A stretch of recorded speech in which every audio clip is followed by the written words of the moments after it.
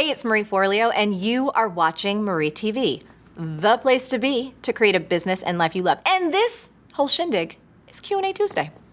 Today's question comes from Kristen, and Kristen writes, Hi Marie, I know that I have the talent to make it big with my business, and yet my biggest challenge is my introverted nature. I'm contemplative and a great observer, and that's a strength with my photography, but not so much with putting myself out there. The classic artist syndrome of good art, bad marketing. Too many Business for Introverts articles I've read imply that we would have to fit the go-getter mold in order to succeed.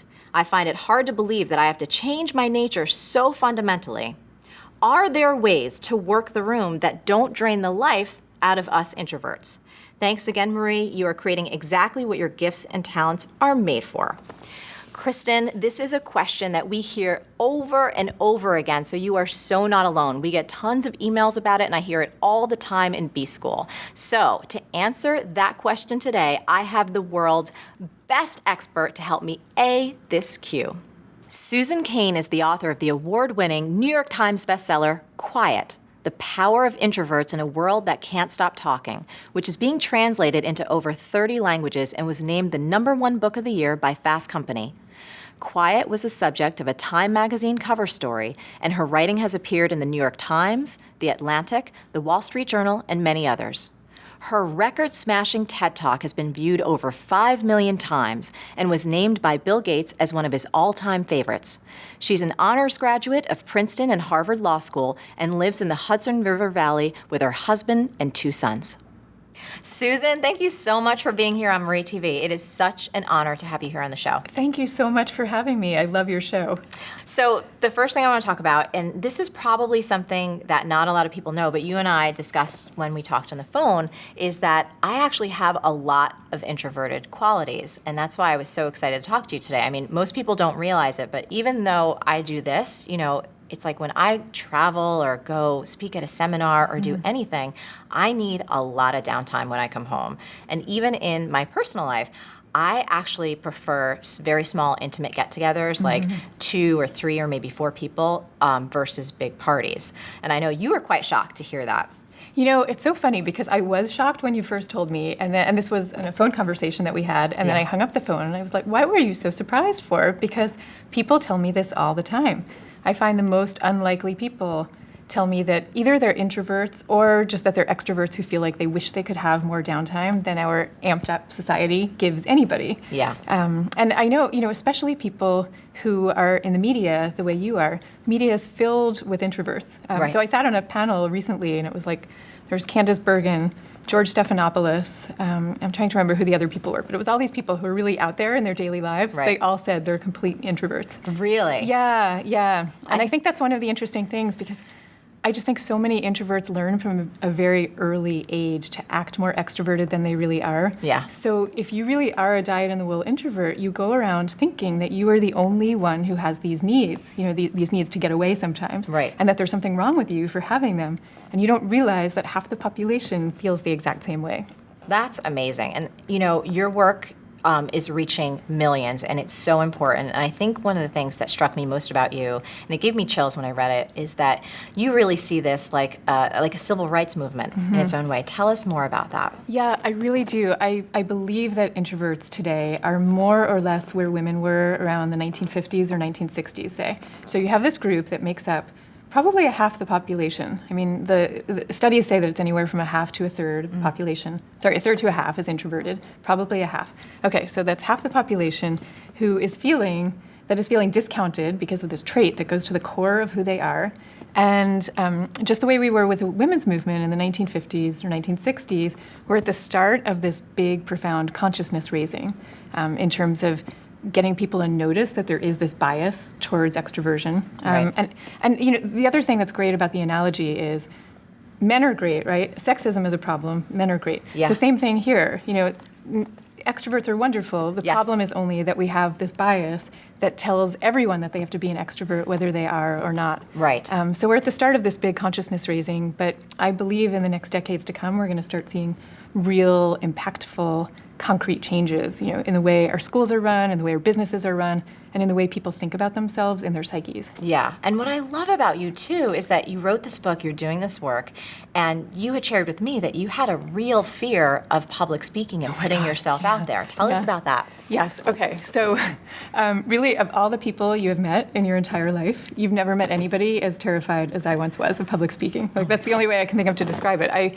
The silver lining to it was I couldn't eat before giving a speech, so I would always lose 5 or 10 pounds before every speech. And I couldn't sleep the night before. It was always this horrendous experience.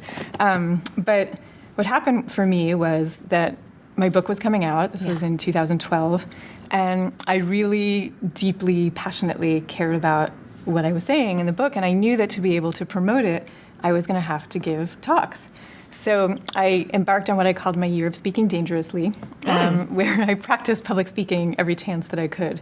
And I started in very small, very safe, very supportive environments, which, by the way, is what you have to do. Like, it does not work, to just throw yourself up in a big, high-stakes stage situation. Right. You have to start small. I love that, too. I mean, that's how I did it. I remember, my first workshops when I was a life coach, there was 3 people in the room, my yoga teacher and my parents, and then, a pet. But it was awesome. Yeah, you really do have to do that. And then this magical thing happens after a while where you start to become desensitized. So it used to be, to me, it was just a kind of primal horror to have all those people looking at me. Yeah. And I just don't really feel it anymore, little by little by little. That's awesome. So it's almost like you build up stamina, you build up your strength, and you're able to handle, I know for me, all that energy looking at you, and most of it is always really good. People generally tend to want to see a speaker succeed. They're excited to hear what you have to say. Yeah. So I love that. So I think, by the way, on that point, that one of the other important things for a nervous speaker is actually to train themselves to look at the people in the audience who do look happy about what you're saying. Because there are always going to be people who are bored or sleepy or disgruntled or whatever they are. Yeah. And nervous speakers tend to focus on the disgruntled people. And then that makes them feel bad about what they're doing. And so you can train yourself over time to focus on the positive. Well, I love what you said there, because I think it's something that whether you consider yourself an extrovert or an introvert or anywhere on that spectrum, I think we tend to do that in our whole lives. I know, for example, even with Marie TV or maybe even book reviews, I don't know if you've seen this, but it's so many people can say great things or have found value or, have some kind of awesome dialogue with you about a creation, but then the one stinker that it may not even be a piece of, useful critical information, but it could be mean-spirited or just out of left field, or maybe it kind of hits personally where it gets you in a sore spot, and that's the thing that your mind hangs on to. It's the place that you focus, and then you're kind of done for a little while. That's so true, and I actually think that one of the great things about being out there online and having those things come to you kind of mediated through a computer screen is that you can train yourself to deal with those things kind of in the privacy of your own home. Yes. You can take 5 minutes to be okay, that hurt for a moment, and now I'm moving on. Yeah. And I find you can kind of take that practice into your real life also. Yeah. Your offline life. So are you cool if we get into some practical tips? And again, I love your book. By the way, for anyone who has not read Quiet, you have got to get your hands on this book and read it immediately. It is awesome. And then Susan also has more cool stuff coming out that we're going to tell you about at the end of the show. So the first point, we've got a few points to share with y'all, but the first point, Susan, which I really, really loved, let me just go to my notes here, was something in your book, and it was a broad stroke, and it was so simple yet so profound. And it was you talked about choosing your business or your career wisely. Mm-hmm. Yeah. It's really important. People, when they are thinking about their career or evaluating a potential employer, they think about health insurance, they think about what will my office look like, and they think about their salary. And they don't tend to think about whether the job or career is going to be a good fit for their temperament. But you really need to be thinking, if you're an introvert, let's say, is this a job that's going to have me having to be on all day long?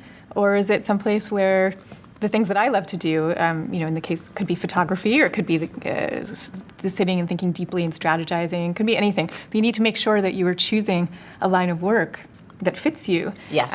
But also to say, I do think for everybody, introvert or extrovert, the most important thing, of course, is to be doing the work that you're super passionate about. Yes. So many introverts find themselves being passionate about something that requires them to also be out in Yes. places that are beyond their comfort zone. Yes. Like what happened to me. I spent 7 years happily writing a book in splendid solitude, and then since then my life has been all about being in public. Yeah. So what do you do with that? And I think the answer there is you can act out of character. I'm drawing here on the work of the psychologist Brian Little, who talks about this all the time. You act out of character for the sake of work that you really love, but you're doing it mindfully, and as soon as you're done shooting your episode or whatever it happens to be, Yeah. you come back and you take a restorative niche where you go into your own space and you have life working the way you want it to work. And all of this has to come from a place of feeling entitled to be that way. So the next point, which is genius, you talk about making a quota. Yeah. Tell us about that. Yeah. So one of the things introverts, like the woman who wrote to you, struggle with all the time is is this feeling, okay, I have this party invitation. I Yes. have this invitation to a networking event. I really want to stay home, but I might be missing out if I don't go. Yeah. So I would advise, instead of wrestling with yourself every night for each of these invitations, instead come up with a quota system where you say, okay, whatever it is, once a week I'm going to go to these networking events, 6 times a month. You pick what feels reasonable for you. You meet your quota system, and then you don't have to feel guilty the rest of the time. And you also don't have to agonize night after night what you're going to do. I love that. And it goes to this idea I've been playing with lately, which has been talked about before, but I've been seeing it come to life in my life, is kind of decision-free living. Yes, yes, for a certain exactly, because spectrum. decision-making is so taxing. It's just emotionally taxing. It's emotionally Yeah. taxing. It's mentally, it's like you go back and forth, and I feel like your creative energy gets sucked out. Right. And Tim Ferriss talks a lot about it in all of his work, and Yeah. I was looking at it. I just did this detox not too long ago.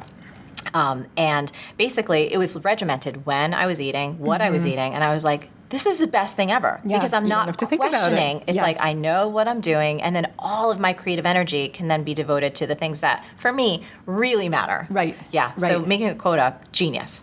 Yeah, and I would also add to that you can use that kind of quota system if you find yourself in a relationship, as many people do, Yeah. where you have one introvert and one extrovert. And I think this happens all the time because introverts and extroverts are so attracted to each other. My husband's an extrovert. You can kind of come up with that kind of quota system as a couple so that you're not always arguing about whether you're going to go out as a couple or whether you're going to stay in. I love that. Yeah, so you're not Genius. negotiating all the time. Yeah. Genius. Okay, moving on. Number 3. This was great, and this was from your manifesto, the power of one and the rule of thumb for networking events. Oh, gosh, yeah. So, everybody tells you for networking that your job is to work the room and you should emerge from every networking event with a big fistful of business cards. And I say that is ridiculous. It works for some people, but it's ridiculous as a one-size-fits-all doctrine. Yeah. And so you need to reframe networking in a way that works for you. Like for me, when I think about networking, I don't even use the word network because I hate it. It sounds really machine-like and cold to me. Yeah. I think in terms of kindred spirits. So I go through the world looking for kindred spirits, and there's always at least one, in every party or any event. Just like the person who you really connect with, you really want to be with them, you want to get to know them better, you want to stay in touch.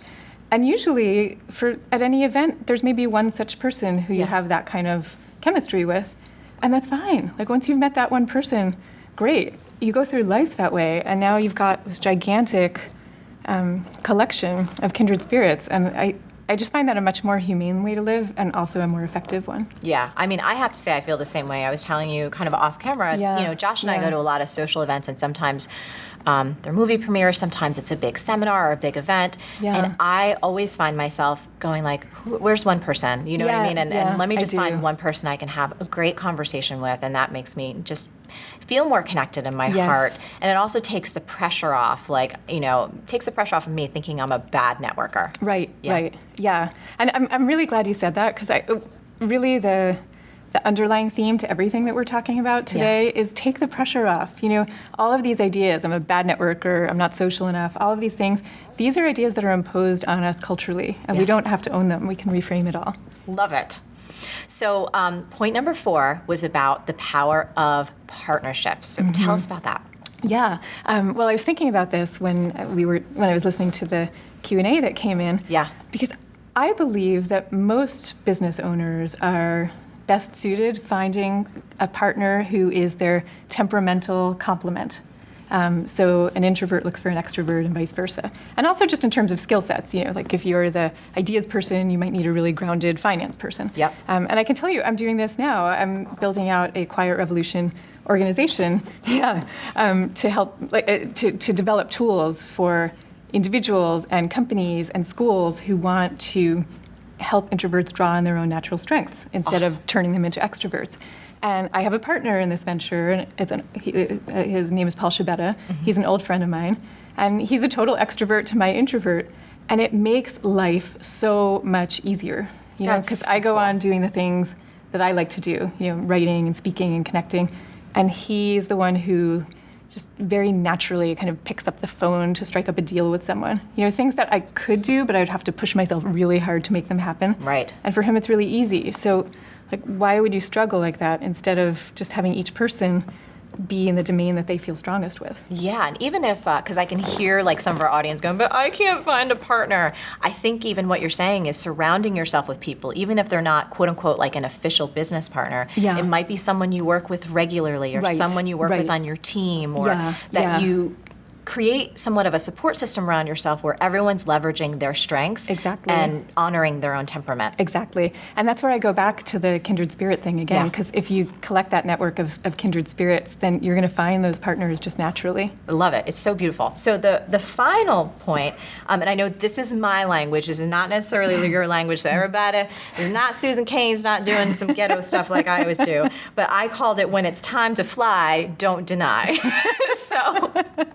But I found it to be so fascinating because, as again, I was sharing, I feel this way sometimes. So I'll let you reveal kind of what this strategy is about. Well, it's just the idea that everybody, when you are kind of out in the world, being on and being social, everybody reaches their breaking point. So, I know anytime I go to a dinner party, it always happens. I'll be having a nice time, and I've had my glass of red wine, and everything is good. And then all of a sudden, I hit this 2-hour mark, and I'm like, I really want to go home. Yeah. And I look around, I'm like, does anyone else feel this way? And no one appears to feel that way. Right. Although I now know that many people feel that way. They just aren't saying so. Right.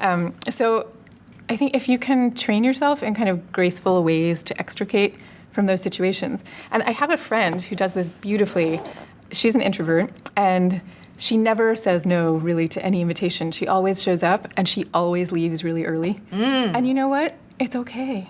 I'm actually, I think, the only one who even notices that she leaves early, just because that's my job. Right. But I don't think anyone else pays attention. They're just happy that she's there. Yeah, and it also, I love it because from a certain, another framework, it's leave them wanting more. Oh, yeah, there's that too. That's you know what I mean? True. You show up, you make an appearance, and you feel good for the time you feel good. But I know for me, I have some really dear friends that we'll spend time with, and when I've hit the wall, and these particular friends, you have to kind of get a ferry to go to their house, so it's pretty big ordeal. And if Josh isn't ready to leave yet, I just tell them, I'm like, you know what, y'all, I've hit my wall. I'm gonna go hang out. And they know me. So it's they're like, oh, she's not being weird, she's not being rude, she just needs to kind of go hang out for a little while. So, I know we just got to enjoy Marie. Yeah. And that's kind of the deal. And sometimes if I've had enough of a break, I can then come back. Yes. And re-engage. But I just think it's so great for us to give ourselves permission. I know for me, in the past, I've always felt so guilty, oh, am I being a party pooper? Exactly. Am I being so guilt. selfish? It's the guilt that has to just go away. Go away. Yeah. So as we kind of continue and go on and maybe start wrapping up, one of the other things I love is the quote from Gandhi. Yeah.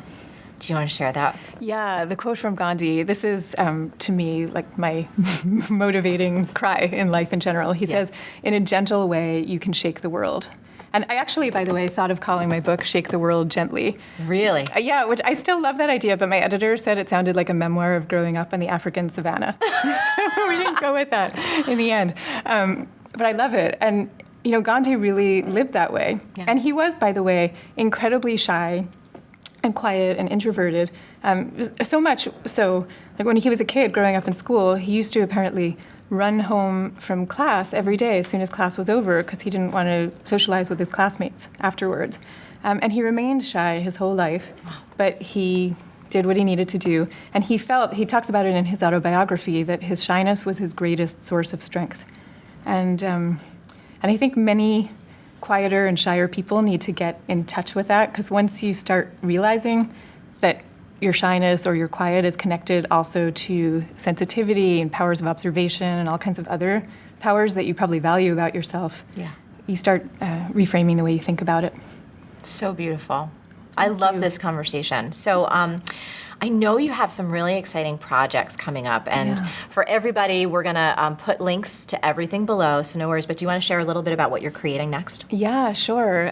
So we are developing this Quiet Revolution organization, and ultimately the suite of tools that we have will be, I think, quite enormous. But we're starting out with courses in public speaking for introverts and communication skills for introverts. Awesome. And again, the idea of these is not, we're going to tell you how to be this larger-than-life character on stage.